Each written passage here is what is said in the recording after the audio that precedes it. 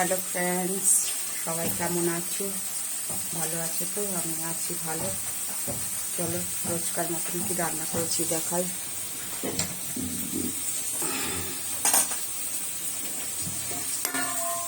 এই যে ভাত হয়ে গেছে, গরম গরম ভাত হচ্ছে। আর এখানে করেছি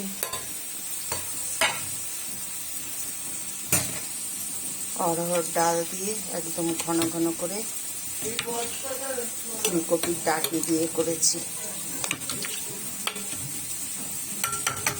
অরহর ডাল দিয়ে ফুলকপির ডাঁটি, এতে ফোড়নে দিয়েছি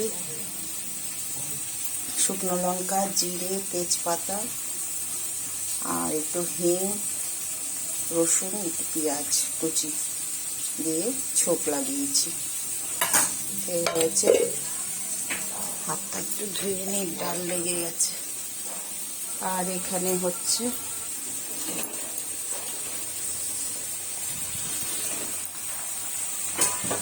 ফুলকপি আলু দিয়ে ডিম অমলেট করে, ফুলকপি আলু নিচে ঢুকা, মানে ডিমের জন্য নিচে চেপে আছে, দেখা যাচ্ছে না। এই যে ফুলকপি আলু দিয়ে করা হচ্ছে। তরকারি আমার হয়ে এসছে, একটু বাদেই গ্যাস বন্ধ করে দেবো। সব দেওয়া হয়ে গেছে, ধনেপাতা আর 3-4 দিন ধরে ছোলা সিদ্ধ করা অল্প রাখা ছিল এক বাটি।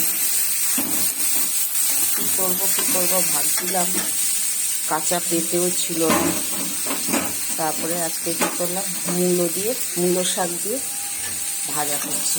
এতে ফোড়নে দিয়েছি কালো জিরে, শুকনো লঙ্কা, রসুন, পেঁয়াজ ফোড়নে দিয়েছি।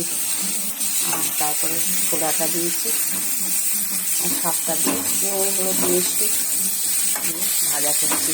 আজকে প্রথম করলাম আমি ছোলা দিয়ে শাকটা ভাজা। কড়াই উল্টে যাচ্ছে আমার, এক হাতে মোবাইল, এক হাতে ঘাটলে উল্টে যাচ্ছে। আচ্ছা ফ্রেন্ডস, এই রান্না হয়েছে ছোলা দিয়ে মূলো শাক ভাজা, ফুলকপি আলু দিয়ে ডিমের অমলেট করে তরকারি,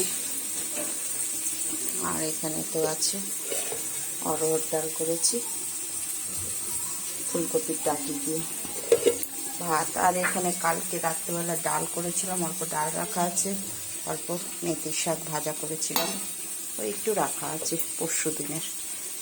আচ্ছা ফ্রেন্ডস, সবাই ভালো থেকো, সুস্থ থেকো, টাটা, বাই বাই।